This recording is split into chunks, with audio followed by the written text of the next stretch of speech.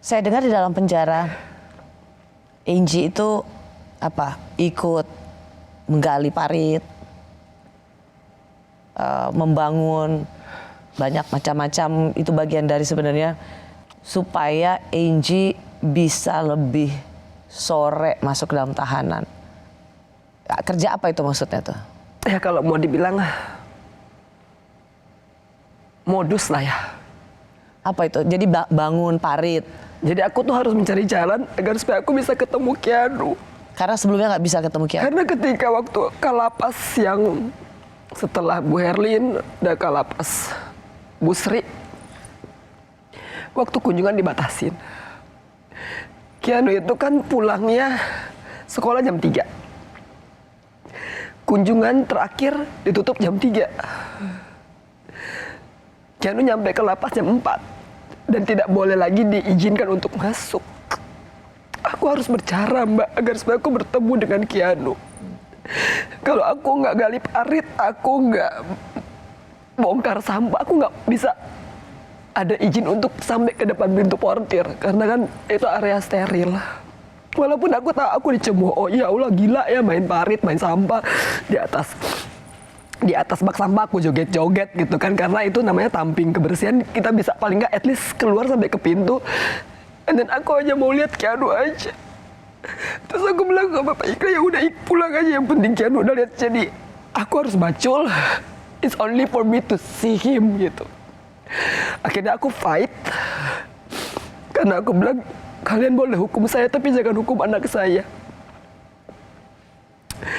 Alhamdulillah lah dengan Pak Menteri yang sekarang ini terus diberikan jadwal kunjungan anak dari jam 4:30 sampai jam 4:30. Jadi I have to do things only to see my son, karena Keanu pernah berantem. Jadi aku sedihnya ketika Keanu dilaporin katanya sama gurunya kan, ada surat bahwa Keanu mukul temennya. Karena Keanu pass the queue, dia lagi ngantri terus dia nyelak antriannya, temennya marah terus Keanu pukul. Pas ditanya, Keanu kamu kenapa begitu? Karena saya mau cepet-cepet lihat mami. Sementara terus dia datang, dia gak bisa ketemu aku. You know, that really make me such a bad mother. Makanya aku cari jalan, aku main dengan sampah, aku main dengan kotoran, so I can go at least di depan pintu portir and I can see my son face gitu. Terus ketika aku juga akhirnya dapat izin keluar buat bersih-bersih, nyapu-nyapu, aku janjian sama Pak Ikna, jam 4 nih ibu keluar. Walaupun aku gak enak lihat Keanu tuh, ngeliat aku tuh lagi macul, lagi bersihin sampah, tapi I miss him gitu.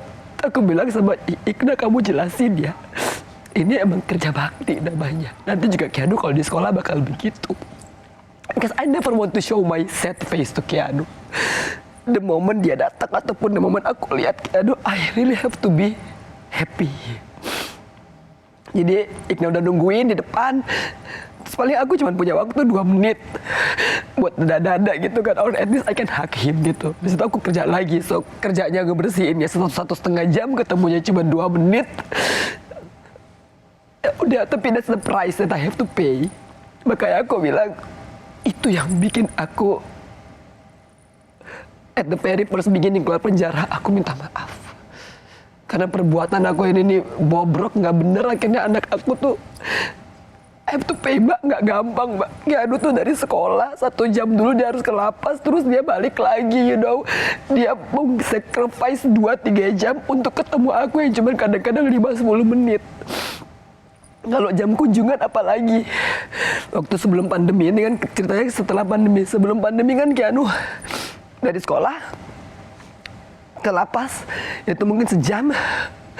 Baru kan dia harus ngambil kartu antrian dulu, nunggu dulu di depan sejam setengah. So actually he spent 2,5 jam dari sekolah sampai ke lapas, masuk aja untuk ketemu 30 menit. And then dia balik lagi ke rumah, which is take 2 jam. Jadi 4 hours or 5 hours only to see aku tuh dalam setengah jam ataupun 1 jam. And I know dia tired. Jadi pulang-pulang dia tidur di mobil. It makes me such, aku bener-bener bukan ibu yang baik. Ya. But I'm trying to.